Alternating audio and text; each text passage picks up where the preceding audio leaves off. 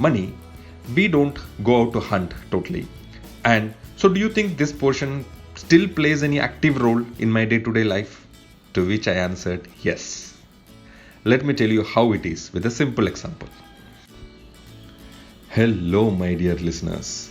Welcome to this week's episode 3 of the podcast, The Emotional People. I am Mani, your host, and in this episode, I am going to share with you an interesting concept related to emotion. Many of you will go through this, and many of you must have gone through this, and that is emotional hijack. You might ask me, what is that? Let's first start by breaking the term into two: emotion, hijack. I need not go in detail about emotion, as by now all of you would know what it is. And hijack, yes, by definition, it means to seize possession of or control of something by threat or force.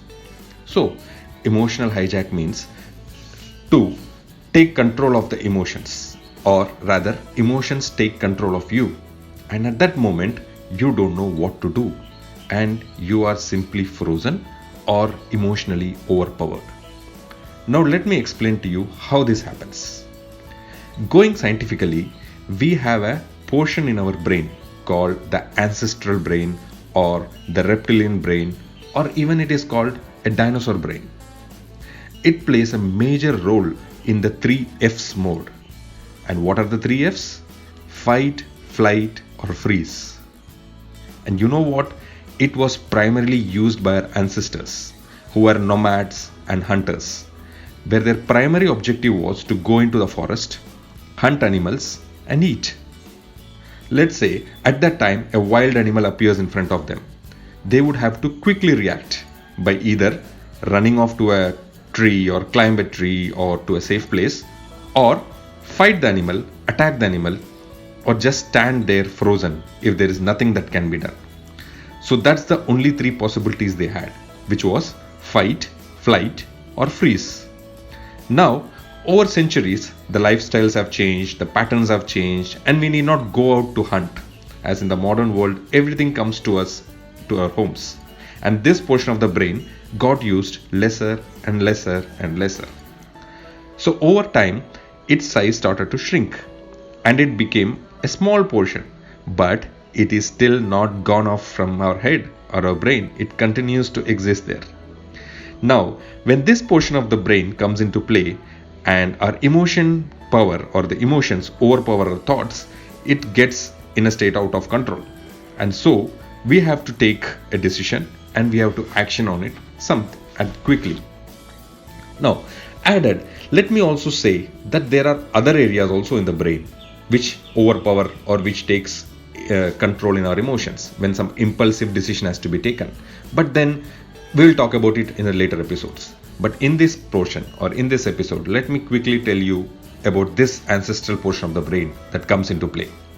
Okay, this reminds me of a question which one of my clients asked. He said, Mani, we don't go out to hunt totally. And so do you think this portion still plays any active role in my day to day life? To which I answered yes.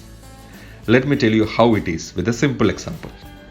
Let's say you are going to your kitchen and there's a vessel on the gas stove with oil in it. And for a moment, let's assume it's a little hot oil. And you talking over your phone and paying very less attention to anything, you assume it is water and put your fingers into it. Now what happens? Do you take time to think, to realize what it was, and then use your rational brain to define that it was it oil or water, and judge if it was hot or cold and then take a decision? Or you just simply remove your hand, scream and run for help? Now, I'm sure the second is what happened. Now, how did that happen?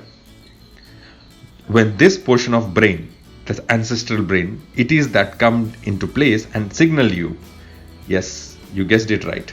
This portion is very prominent during this time when you have to quickly take a reaction, because what it knows is only to fight, flight, or freeze. Also, Doesn't it happen to us in different other moments of life? Let's say in the professional life. Don't we at times freeze when we don't know how to react to our senior or manager or boss when they ask for something and we don't know how to react and feel we are not able to function to our potential and in our normal conditions? Do we emotionally experience that feeling, that very moment that we are not able to take a decision? That's what I mean. And the emotions get hijacked, or the emotions overpower your thoughts. And that moment, this is the brain that comes into active play.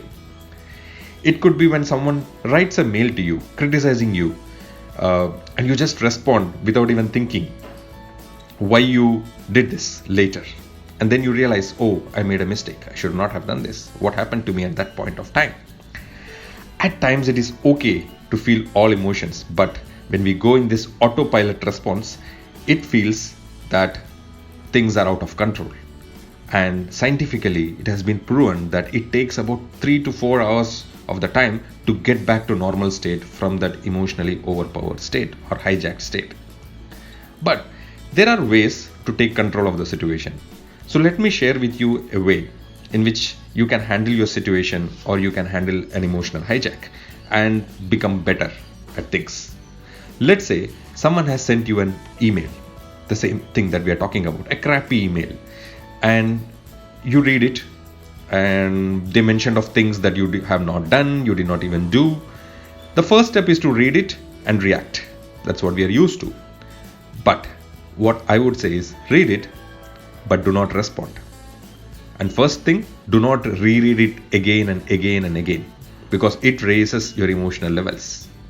And by any chance, do not respond immediately, as your brain is in a hijacked state. The best thing to do at that point of time is to walk off your desk or your computer. Go for a cup of coffee, go for a walk, and come back again after some time to look at it, to think and respond. Taking some time off from that state helps one to become or get back to that better mindset that you are, and help to handle such emotions. Also, on a higher level, it would be good to understand the stimuli that triggered that emotion, or like the form that you're facing, like maybe your boss. Let's say you don't like the face of your boss or a colleague, or maybe the person who wrote that email, or someone interrupts you. Let's say you talk in a meeting and somebody interrupts you regularly and you don't like it. You don't like somebody interrupting you. But knowing the stimuli that manifests your emotion is very critical in managing them. Let me talk to you in simple terms. This stimuli, if you are able to identify what caused it or what is that triggering from the other person's perspective, the person who is triggering the emotion, the problems get solved so easily. Let's say, for example, if someone criticizes you for something, think, do they want to speak to you something? Do they want to reason it out, and they are thinking of ways to improve you? Is that the reason they are criticizing?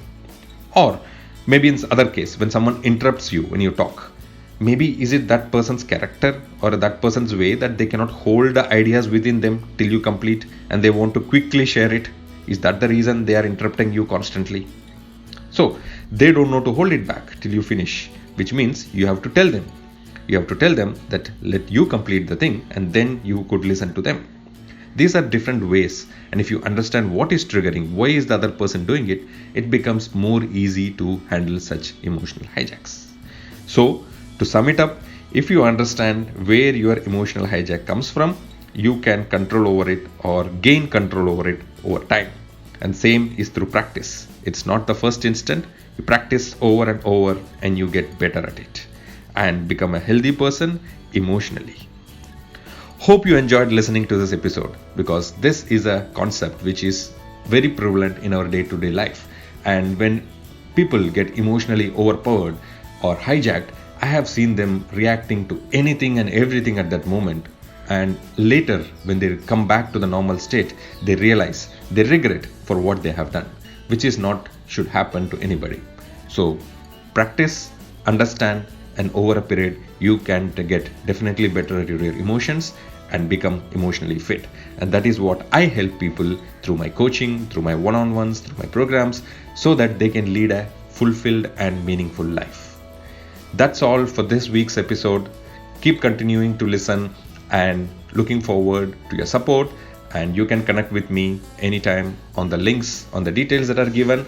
And looking forward to see you again. Bye bye. Good day.